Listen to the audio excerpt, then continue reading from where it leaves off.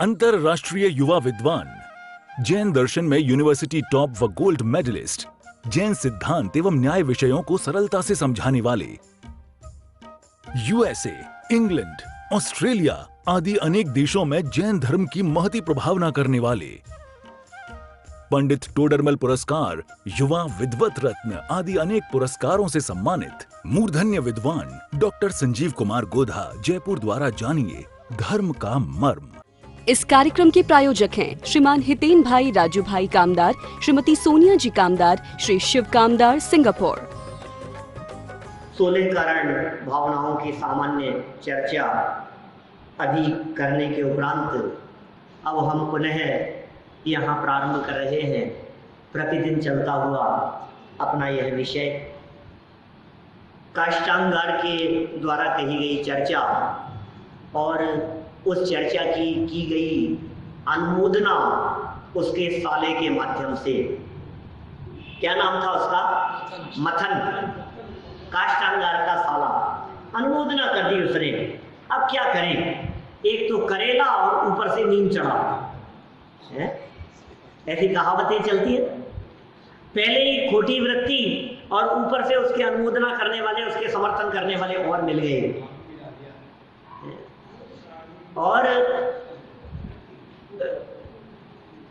वानर की बात कही, क्या, एक बंदर, और बंदर स्वभाव से ही चंचल, उसे पिला दी गई शराब, उसकी पूंछ में लगा दी गई आग और उसे छोड़ दिया गया एक टीन के छप्पर पर। अब क्या होगा बतलाओ। माने वो बंदर, पूंछ में आग लगी हुई है, चारों तरफ तबाही मचा देने में समर्थ है। यह बात यहाँ नीतिकारों के माध्यम से कही गई और कहा गया, भाई कभी भी गलत काम की अनुमोदना मत करो। आपके द्वारा की गई गलत कार्य की अनुमोदना कैसा अनर्थ करने में समर्थ है, आप इसकी कल्पना भी नहीं कर सकते हैं। हो रहे गलत काम की अनुमोदना कभी नहीं होनी चाहिए। हमारे यहाँ जैन परंपरा में कृत, कारित और अनुमोदना, इन तीनों का समान फल कहा गया है। कृत माने करना, कारित माने करवाना और अनुमोदना माने उसकी प्रशंसा करना, मन से, दिल से ये बात कहना, अच्छा हुआ, अच्छा किया। तो आपके माध्यम से यदि ये शब्द कह दिए गए, अच्छा किया और अच्छा हुआ, इतने शब्द ये आपने खोटे कार्य की अनुमोदना करके पाप बांध लिया। किसी की हत्या हो रही है, कहीं पाप हो रहा है, कहीं किसी को सजा दी जा रही है, दुष्टों का तो संहार होना ही चाहिए, इसके साथ ऐसा हो जाना चाहिए। मत सोचो, प्रकृति में सब जगह पर न्याय है, अन्याय कहीं नहीं है। इसलिए आप किसी के साथ बुरा करने की भावना मत भाओ। सुखी रहे सब जीव जगत के, आप ऐसी भावना क्यों नहीं भाते। सारे जगत के जीव सुखी हो, देश सुखी हो, राष्ट्र सुखी हो। पापी से पापी जीव के संबंध में भी उसे सजा मिले, मिलनी ही चाहिए, ये भावना हमारी नहीं होनी चाहिए। अरे साहब, पापी को तो सजा मिलनी चाहिए ना, दुष्टों को तो सजा मिलनी चाहिए। मत सोचो ऐसा। क्यों? क्योंकि पापियों को सजा उसके पाप के उदय से अपने आप मिलेगी। आप पाप भाव मत बांधो। आप तो ये सोचो इसे कैसे सद्बुद्धि आए, आप ये सोचो इसके विचार कैसे अच्छे हो, आप ये सोचिए कि वे धर्म मार्ग में कैसे लगे। ये बुद्धि आपकी होनी चाहिए, ये विचार और चिंतन आपका होना चाहिए। धर्म और धार्मिक कार्यों की अनुमोदना, प्रशंसा, खूब अनुमोदना करो जितनी संभव हो सके। अच्छे कार्य की, प्रवचन में आने वालों की, स्वाध्याय में आने वालों की, रुचि पूर्वक सुनने वालों की, बहुत अच्छा, आप आ रहे हो बहुत अच्छा, और रोजाना आना, रोज सुनना। जो नहीं आते हो उनको कहो भादवा चल रहा है, 1 महीने तो कम से कम। अरे मुस्लिम संप्रदाय वाले लोग भी, क्या कोई भी हो, चाहे जिन्होंने उस कुल में जन्म लिया है, रोजे रखते हैं रमजान के महीने में, पूरे महीने धर्म करते हैं। हम भी जैन हैं, हमारा भी ये कौन सा महीना चल रहा है, भादवे का महीना चल रहा है। बहुत से लोग कैसे होते हैं, भदैया कहते हैं, भादवे का महीना चल रहा है, कुछ लोग चातुर्मास में विशेष सावधानी रखते हैं, कुछ कहते हैं भादवा चल रहा है भाई, इस महीने में तो हम रात को नहीं खाएंगे। भादवा चल रहा है, अभी तो हम रोजाना मंदिर, रोज भादवे में तो कम से कम 1 महीने से रोजाना पूजन करूंगा मैं। तो भाई ऐसे लोगों को आप प्रेरित कर सकते हैं। भादवे का महीना चल रहा है और 16 कारण भावनाओं की चर्चा भी चल रही है। अनुमोदना का आपको अवश्य फल लगेगा। सामने वाला आए या नहीं आए, उसके आने और नहीं आने से कोई फर्क नहीं पड़ता है। आप तो संकल्प ले सकते हैं कि 10 लोगों को कम से कम हम कहेंगे, जिसको आना हो तो आए। हम पहले सोच रहे थे ये तो नहीं आएगा, इसको क्या कहें, ये तो पापी है। मत सोचो किसी के बारे में, सबको कहो। देखो फिर क्या हुआ, जब अनुमोदना हो गई, मथन के माध्यम से काष्टांगार के परिणामों की, राजा को मारने हेतु काष्टांगार ने सेना को आदेश दे दिया। सेना प्रमुख था, सेना उसके हिसाब से चलेगी। देखिए 54 नंबर श्लोक, 77 नंबर पेज। प्राहेशिच बलम हन्तुम राजानं हन्त पापधिः पयोयास्य गतं शक्यं पाणनिष्ठि वनद्वये। खेद है उस पाप बुद्धि वाले काष्टांगार ने राजा को मारने के लिए सेना भेज दी। ओ राजा अकेला, क्या नाम राजा का, सत्येंद्र, सेना भेज दी गई। नीतिकार कहते हैं निश्चय से मुख में गया हुआ दुग्ध, पान और वमन, इन दोनों क्रियाओं में समर्थ होता है। क्या कह रहे हैं नीतिकारी, कह रहे हैं मुंह में गया हुआ दूध, 2 काम हो सकते हैं उसके, या तो आप उस दूध को पी जाओ या फिर उसको वमन कर दो, मुंह में से वापस थूक दो, दोनों काम हो सकते हैं। महान खेद का विषय है कि पाप बुद्धि काष्टांगार ने राजा सत्येंद्र को मारने के लिए सेना को आदेश देकर भेज ही दिया, क्योंकि मुख में रखे हुए दूध अथवा जल की परिणति थूकने या पीने के अतिरिक्त अन्य कुछ भी नहीं हो सकती है। या तो पी जाए या थूक दे, 2 के अलावा तीसरी गति हो नहीं सकती है। आप क्या कर सकते हो, संभाल के तो रख नहीं सकते हो, फ्रिज में रख नहीं सकते हो, गर्म नहीं कर सकते हो, स्टोर नहीं, कुछ नहीं कर सकते हो, उसका खीर नहीं बना सकते हो उसकी। या तो पी जाओ या थूक दो। विशेषार्थ सेना का उपयोग एक तो रक्षा के लिए होता है या हत्या के लिए होता है, 2 है सेना के उपयोग, रक्षा या हत्या। काष्टांगार के मन में राजा को मारकर पूर्ण स्वतंत्र रूप से स्वेच्छा पूर्वक राज्य शासन करने का विचार तो समाया हुआ था ही, पहले विचार समाया हुआ था। अब उस विचार के लिए 2 ही मार्ग हैं, एक तो राज हत्या का विचार छोड़ देना और दूसरा राज हत्या के पाप का प्रत्यक्ष करना। स्वार्थ के वशीभूत होकर दुष्ट चित्त और कृतज्ञ काष्टांगार ने राजा सत्येंद्र की हत्या के उद्देश्य से सेना को भेज ही दिया। हत्या के उद्देश्य से सेना रवाना कर दी। राजा सत्येंद्र भी युद्ध के लिए तैयार हो गए। अकेले हैं भले ही, कुछ तो होंगे साथी, कई तो मिलेंगे, वो भी युद्ध के लिए तैयार हो गए। दौवारिक मुखादित दुर्लंघ्य रुषानृप उद्तिष्ठत संग्रामे नहीं तिष्ठति राजसं। राजा द्वारपाल के मुख से यह जानकर क्रोध से युद्ध के लिए उठा। राजा को इस बात की खबर लग गई। द्वारपाल ने तुरंत संदेश दे दिया कि सेना मारने के लिए सेना तैयार कर ली है, उसने सेना भेज दी। राजा उठा अत्यंत क्रोधित होकर। निश्चय से क्षत्रिय तेज शांत नहीं रहता, वह प्रकट हो ही जाता है। क्षत्रिय ना, क्षत्रियों का शौर्य, उनका पुरुषार्थ, उनका तेज वो प्रकट हो ही जाता है। वो क्रोधित हो उठे। देखिए द्वारपाल के द्वारा यह समाचार सुनकर कि काष्टांगार के आदेश से सेना मुझे मारने के लिए आ रही है। राजा सत्येंद्र का क्रोध एवं क्षत्रियत्व जागृत हो गया। वे भी सेना के साथ युद्ध करने के लिए तत्पर हो गए। यह सत्य ही है कि समय आने पर क्षत्रिय तेज शांत नहीं रह पाता। समय आ गया है, अब वो रानी के मुंह में उलझे नहीं रहेंगे। मौत अब तो लड़ने का समय आ गया है। उनका क्षत्रियत्व जागृत हो उठा। विशेषार्थ द्वारपाल के द्वारा कृतघ्न काष्ठांगार के राजद्रोह के समाचार सुनकर राजा का क्रोधित होना स्वाभाविक ही है। उनका क्षत्रियत्व जागृत हुआ।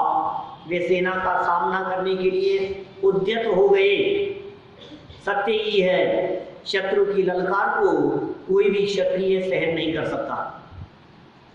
है कोई ऐसा क्षत्रिय व्यक्ति जो शत्रु की ललकार को सहन करे?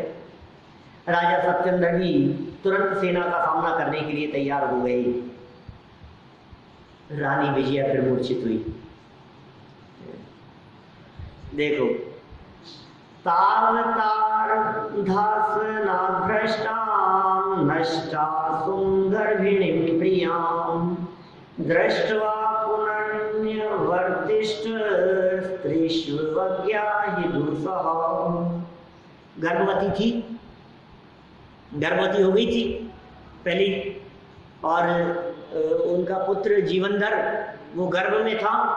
देखिए क्या कह रहे हैं, परंतु उसी समय राजा के अर्धासन से गिरी हुई अतएव गत प्राण की तरह गर्भवती अपनी प्यारी स्त्री को देखकर राजा फिर लौट आए। वो मूर्छित होकर के गिरी, उठ करके चल लिए थे तो युद्ध के लिए, और रानी जैसे ही ये समाचार सुनकर मूर्छित होकर के गिरी, ये फिर लौट आए। निश्चय से स्त्रियों के विषय में अनादर व अपमान सहा नहीं जा सकता, दुस्सह होता है। माने स्त्रियों के संबंध में यदि अपमान किया गया है, ये अपमान ही हो गया उसका, तो ये सहा नहीं जा सकता। अपने प्राण प्रिय पतिदेव राजा सत्येंद्र को युद्ध के लिए प्रस्थान करते देख गर्भवती रानी विजया मूर्छित होकर राज सिंहासन से गिर पड़ी और अचेत हो गई। राजा सत्येंद्र रानी की अचेत अवस्था को देखते ही सहसा युद्ध हेतु प्रस्थान करने से रुक गए, क्योंकि स्त्रियों की अवज्ञा पुरुषों के लिए असह्य होती है। विशेषार्थ, स्त्री को अपमानित, दुखी अथवा संकट में देखकर कोई भी विचारशील पुरुष उसकी अवज्ञा नहीं कर सकता। अतः राजा सत्येंद्र ने भी रानी की अचेत अवस्था देखकर युद्ध में जाने का विचार छोड़ दिया, पिघल गए। गृहस्थ जीवन का स्वरूप ही ऐसा ही है। राजा सत्येंद्र भी इसी परिस्थिति के शिकार हुए। क्या गृहस्थ दशा ही ऐसी ही है, राजा सत्येंद्र भी उसके शिकार हुए। राजा सत्येंद्र का तत्व ज्ञान जागृत। आगे नए श्लोक में क्या बात कहते हैं तो देखिए। अबोधयच्युतां पत्नीं लब्धबोधो महीपतिः तत्त्वज्ञानं हि जागर्ति विदुषामार्ति संभवे। स्वयं सचेत होकर राजा ने अपनी पत्नी को उपदेश दिया। तत्व ज्ञान का उपदेश दे रहा है। निश्चय से पीड़ा के होने पर विपत्ति काल में विद्वानों का तत्व ज्ञान जागता ही है। कितने सुंदर बात कह रहे हैं। उपदेश देना शुरू कर दिया, उसको मूर्छित देखकर, मूर्छित जानकर विपत्ति के काल में तत्व ज्ञान जागृत हुआ। ज्ञान की बातें करने लगा, भेद विज्ञान की चर्चा करने लगा, रानी को समझाने लगा। देखिए, तत्वज्ञ राजा सत्येंद्र ने रानी विजया को होश में लाकर उसे समझाने का प्रयास किया, क्योंकि आपत्ति दुखद प्रसंग आने पर विद्वानों का तत्व ज्ञान जागृत होता ही है। देखो, और संदेश दे रहे हैं। क्या संदेश दे रहे हैं हमारे को? कि जब भी विपत्ति का काल आए, आपका ज्ञान जागृत होना चाहिए। संकट के काल में व्यक्ति होश खो जाता है, होश आवाज खो बैठता है। देखो, कुछ होश नहीं रहता, पागल हो जाता है। अरे पागल होने का समय नहीं है, जागृत होने का समय है। संकट के काल में चेहरा मुरझाना नहीं, बल्कि सावधान हो जाओ। इस संकट से कैसे लड़ा जाए। विपत्ति का काल पहले ही संकट का काल है, उस संकट के काल में वैसे ही शक्ति कमजोर पड़ जाती है, और आप यदि उस समय और कमजोर हो गए, आपकी मनोदशा और कमजोर हुई, तो आप उस विपत्ति के काल में उस विपत्ति से लड़ने के लिए समर्थ नहीं रह पाएंगे। इसलिए भले विपत्ति का काल हो, धैर्य कभी नहीं खोना चाहिए व्यक्ति को, अपना धैर्य कभी मत खो। कि साहब करोड़ों रुपयों का नुकसान हो गया, धैर्य मत खो, जान है तो जहान है। धैर्य कभी नहीं खोना अपना, धैर्य धारण करो। अरे साहब इतना बड़ा संकट आ गया, इधर से ये क्या करूं, इधर से बिजनेस ऐसा हो गया, उधर से पैसे वहां डूब गए, इधर से इनकी तबीयत खराब हो गई, इधर से इनके हार्ट में प्रॉब्लम, इधर से इनका ऑपरेशन, इधर अस्पताल के चक्कर, क्या करूं मैं। तो ये सुन, धैर्य नहीं रखेगा तो कुछ नहीं होगा। संकट के काल में धैर्य ही धारण करने योग्य है, यही उपयोगी है। जीवन में विषम परिस्थितियां उपस्थित होने पर भी जिनका तत्व ज्ञान जागृत रहता है, उन्हें ही विद्वान समझना चाहिए। विद्वान की परिभाषा, नई नई परिभाषाएं मिलेगी आपको, है? एक और परिभाषा विद्वान की, किसे कहते हैं विद्वान? जीवन में विषम परिस्थितियां उपस्थित होने पर भी जिनका तत्व ज्ञान जागृत रहता है, ज्ञान जागृत है, धैर्य है, संतोष है, समझदारी है, विवेक है, वो विद्वान है। जिसने विवेक नहीं छोड़ा वो विद्वान है। देखिए, जिस प्रकार अत्यधिक आपत्ति आने पर भी जो व्यक्ति हमेशा की तरह सहयोग करके अपना कर्तव्य निर्वाह करता है, वही सच्चा बंधु अथवा मित्र है। उसी प्रकार सुखी जीवन में प्राप्त किया हुआ तत्व ज्ञान आपत्ति के समय में भी जिसे स्मरण में रहता है, वही सच्चा तत्वज्ञानी है। राजा सत्येंद्र भी सच्चे तत्वज्ञों में से एक है। उन्होंने धैर्य नहीं खोया। एक तरफ संकट, एक तरफ रानी की ऐसी दशा, गर्भवती स्त्री, युद्ध लड़ना है, मौत दिखाई दे रही है, कोई बात नहीं, जो होना है सो निश्चित है, केवल ज्ञानी ने गाया। क्या विचार कर रहे हैं? पुण्य समाप्त होने पर पाप का उदय। देखो क्या कह रहे, शोके नाल पुण्यानां पापं किं न फलप्रदं दीपनाशे तमोराशि किमावानमपेक्षते। राजा कहने लगे कि शोक नहीं करना चाहिए। देखो खुद के ऊपर क्या बीत रही होगी, लेकिन खुद भी रोने लगे तो रानी को कौन संभालेगा? क्या अब ये समझदारी की बातें करे और रानी पलट करके ये कहे हाँ हाँ आपको तो कोई परवाह नहीं है। अरे भाई धैर्य से काम लेना पड़ेगा, परवाह क्या नहीं है, समझदारी तो रखनी पड़ेगी।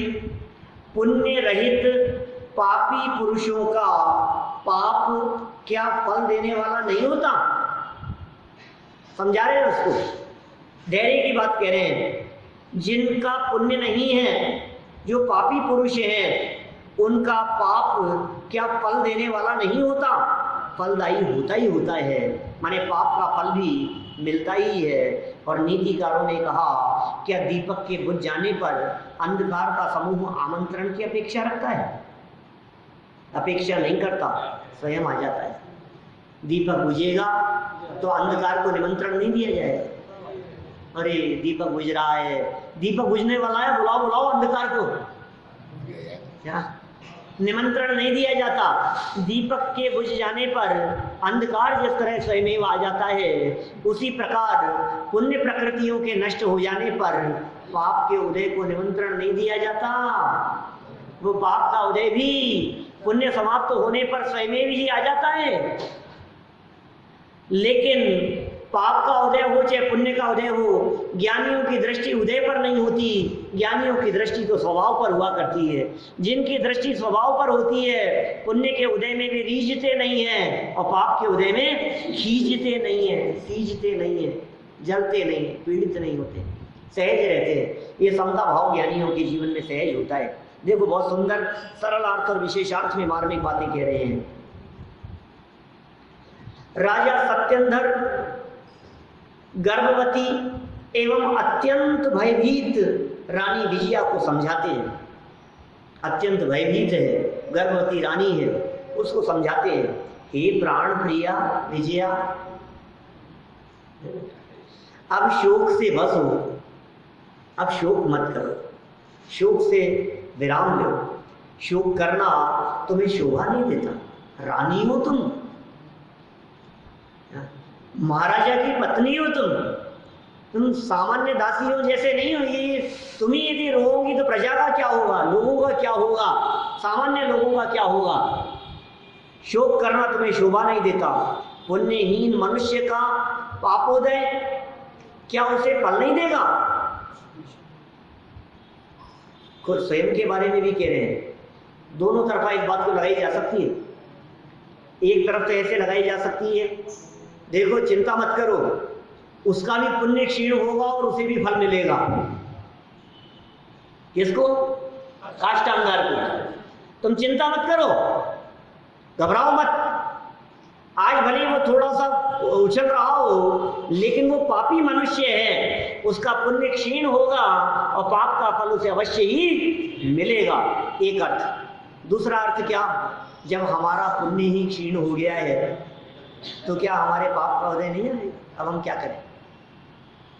पूर्व में हमने जो कुछ भी पाप किए होंगे उन पाप कर्मों का फल तो हमारे को भोगना ही पड़ेगा ना।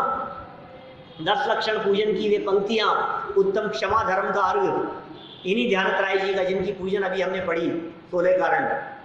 क्या लिखा उसने? जे कर्म पूरव किए खोटे, सहे क्यों नहीं जियरा। बोलो क्या करें? जे कर्म पूरव किए खोटे किए, हे जीव, जब इनके फल भोगने का अवसर आता है तो तू भोगेगा क्यों नहीं? तुझे भोगना ही पड़ेगा। तो कैसे भोगे? अति क्रोध अग्नि बुझाए प्राणी, साम्य जल ले सियरा। समता रूपी जल से उस क्रोध रूपी अग्नि को बुझा दे। शोक करना उचित नहीं है। पुण्यहीन मनुष्य का पापोदय क्या उसे फल नहीं देगा? अवश्य देगा। दीपक बुझ जाने पर अंधकार का समूह कमरे में आने के लिए क्या निमंत्रण की अपेक्षा रखता है? नहीं, वह स्वयं ही कमरे में फैल जाता है, वो अपने आप ही कमरे में आ जाता है। दीपक जल जाने पर प्रकाश को निमंत्रण नहीं दिया जाता। किसान लाइट जला रहा हूं मैं, देखो स्विच ऑन कर रहा हूं, एक बार निमंत्रण दे दो। ऐसा नहीं हो कि स्विच ऑन करने पर फिर कहीं प्रकाश नहीं आए।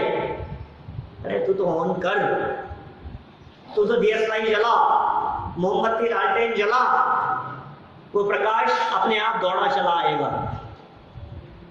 दीपक बुझेगा तो अंधकार दौड़ा चला आता है। यहाँ तो दीपक की उपमा, जलते हुए दीपक की उपमा पुण्य के लिए दी गई और दीपक बुझने की उपमा माने उस अंधकार की उपमा पाप के लिए दी गई। जीवन में यदि पुण्य का उदय दिखाई दे रहा है तो प्रकाशमान है जीवन, और जीवन में यदि पाप का उदय आ गया तो जीवन अंधकार रूप दिखाई देता है। लेकिन कोई बात नहीं, क्या अंधकार में जीवन जीना बंद कर देते हैं? कोई बात नहीं। यह अंधकार भी इस बात को दिखा रहा है कि प्रकाश भी फिर आएगा। प्रकाश को प्राप्त करके ज्यादा प्रसन्न होने की जरूरत नहीं है, क्योंकि ये प्रकाश भी ज्यादा लंबे समय रहने वाला नहीं है। अंधकार को पाकर खेत खेलने और दुखी होने की जरूरत नहीं है, क्योंकि अंधकार भी परमानेंट नहीं है। इसलिए होकर सुख में मग्न न फूले, दुख में कभी ना घबराए। सुख में मग्न होकर के फूले नहीं और दुख में कभी भी घबराए नहीं। देखिए, दीपक बुझ जाने पर अंधकार का समूह कमरे में आने के लिए क्या निमंत्रण की अपेक्षा रखता है? नहीं, वह स्वयं ही कमरे में फैल जाता है। विशेषार्थ, विशेष बात कह रहे। सत्येंद्र राजा रानी विजया को समझाते हैं, हमने अब तक इस जीवन में पूर्व जन्मकृत पुण्य का फल भोगते हुए पापार्जन ही तो किया है। हमने क्या किया बताओ? आज तक आपने क्या किया? अच्छी गाड़ी थी, अच्छा बंगला था, टीवी सामने थी, बीवी साथ में थी, हैं? खेलना कूदना मौज मस्ती चला करती थी। क्या किया तुमने? ये जो पुण्य के उदय से जो तुम्हारे को सामग्री मिल गई थी, इस पुण्योदय से प्राप्त सामग्री को प्राप्त करके तुमने आखिर पाप ही तो कमाया है। कमाई किस चीज की कर रहे हो ये बताओ? 1 घंटा आ जाते हो सुबह सुबह पुण्य कमाने के लिए, क्या बाकी 23 घंटे तो पाप की कमाई चलती है क्या? राजा सत्येंद्र को भी ये विचार आ रहा है, पूर्व जन्म कृत पुण्य का फल भोगते हुए। सुनो, ये पुण्य का फल है जिसके फल में जिन धर्म मिल गया है, जैन कुल मिल गया है, जिनवाणी सुनने का अवसर मिल गया है, ये तत्व ज्ञान मिल गया है, धन संपत्ति वैभव मिल गया है, 5 इंद्रियां स्वस्थ मिल गई है, आंख नाक कान कुछ भी खराब नहीं है, हाथ पांव बराबर चलते हुए दिखाई दे रहे हैं। ये पूर्व जन्म में किए गए कोई पुण्य का उदय है। लेकिन क्या कह रहे हैं, इस पुण्य के फल को भोगते हुए अर्जन क्या किया, कमाया क्या तुमने? सत्येंद्र राजा रानी से अपने आप के बारे में कह रहे हैं, पापार्जन ही किया है। अतः पुण्य का नाश होना और पाप का उदय आना स्वाभाविक ही। पुण्य का उदय और पाप का, पुण्य का उदय का नाश और पाप के उदय का आ जाना ये स्वाभाविक ही है। आखिर कभी तो उदय आएगा, उदय बदलने में देर नहीं लगती। लिखा है ना यहाँ, समय नहीं लगता समय बदलने में, समय बदलने में समय नहीं लगता। इसलिए देखो, समझदार लोग तीव्र पुण्य के उदय में भी हर्षित नहीं होते, ठीक है, सहज रहते, कोई बात नहीं, बहुत पुण्य का उदय आ गया। वो जानते हैं इस बात को, भाई साहब एक झटका लगता है, सब पुण्य का उदय पाप में बदल जाता है। ऐसे पाप का उदय आता है, भरा पूरा हंसता खेलता परिवार खत्म हो जाता है, चारों तरफ खुशहाली और खुशी का माहौल कब मातम में बदल जाए आप सोच भी नहीं सकते हो। क्षण मात्र में ही ये क्या हो गया, ये जवान बेटे का एक्सीडेंट हो गया और वो जिंदगी और मौत के बीच में झूल रहा है और डॉक्टरों ने जवाब दे दिया, और ये खबर सुन करके उसकी जो माँ थी वो मूर्छित हो गई है। पिता उसके चक्कर में उलझ रहा है, तो न जॉब है न बिजनेस है, काम नाम सब ठप हो गया, सब खत्म हो जाता है, एकदम एक झटका लगता है, सारी परिस्थितियां बदल जाती है। तो परिस्थितियां बदलने में देर नहीं लगती। लेकिन राजा सत्येंद्र जैसे महापुरुष पाप कर्म का उदय आने पर भी, परिस्थितियां बदल जाने पर भी मनस्थिति बदलने नहीं देते, वे धैर्य नहीं खोते। ये विद्वानों का काम है। देखिए, हम पाप के उदय से आने वाली प्रतिकूलताओं को पुण्य के सद्भाव बिना कैसे टाल सकते हैं? पाप के उदय में जो परिस्थितियां आ गई थी, जो प्रतिकूलताएं आ गई पाप कर्म के उदय में, टाल दो इनको, रोक लेंगे, तुम नहीं रोक पाओगे। पाप कर्म के उदय में आते हुए संकट को आप रोक नहीं सकते हो, आप रोकने में समर्थ नहीं हो। यदि आपके तीव्र पाप कर्म का उदय आ गया है, आप क्या करो अच्छा बतलाओ पाप के उदय को रोकने के लिए? उदय अंदर में चल रहा है, ये बाहर में व्यक्ति को रोक रहा है, हटा दो इसको, मुझे पसंद नहीं है। इसे कैसे हटाओगे? ये तो तुम्हारे पाप के उदय के लेकर के आया है इसको यहाँ, क्या ये निमंत्रण से आया है? ऐसे ही नहीं आ गया है। घर में बंदर घुस गए हैं तो निमंत्रण से आए, क्या बात कर रहे हो? हमने काहे को निमंत्रण दिया था बंदरों को?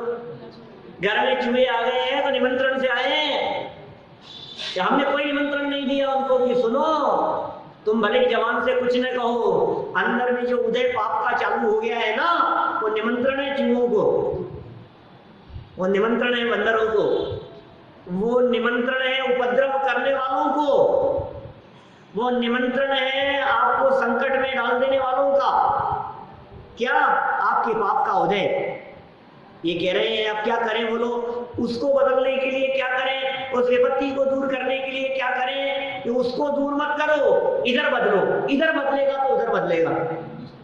समझ में आ रही है बात? इधर यहां से बदलेगा ना परिणाम यहां से बदलेगा, उदय यहां से बदलेगा तो परिस्थिति वहां बदली हुई नजर आएगी। जो आपको दुष्ट नजर आते हैं, जो आपको परेशानी में डालने वाले नजर आते हैं, इधर उदय बदल जाता है तो वही सहयोगी हो जाते हैं, वही हेल्प करने वाले हो जाते हैं। क्या करें? देखो, आने वाली प्रतिकूलताओं को पुण्य के सद्भाव के बिना, विपत्तियां आ गई ना, अपुण्य बैलेंस में नहीं है, उसके सद्भाव के बिना कैसे टाल सकते हैं? इसलिए शोक करना निष्फल है। इतना ही नहीं, शोक आगामी पाप बंध का कारण है, अतः शोक छोड़ना ही हितकारक है। आप यदि वर्तमान में शोक करेंगे तो भविष्य के लिए भी आप असाता वेदनी कर्म का आश्रम करेंगे। दुख शोक तापा क्रंदन वत परिदेवनान्यात्म परोभय स्थानान्य असत वेद्यस्य, असाता वेदनी कर्म के आश्रम का कारण है। इसलिए सावधान रहें, पाप और पुण्य इनको उदय पर छोड़ें, दृष्टि अपनी स्वभाव पर रखें। इस तरह की भावना सहित मैं अभी की बात को यहीं विराम देता हूँ। इस कार्यक्रम के प्रायोजक हैं श्रीमान हितेन भाई राजू भाई कामदार, श्रीमती सोनिया जी कामदार, श्री शिव कामदार, सिंगापुर।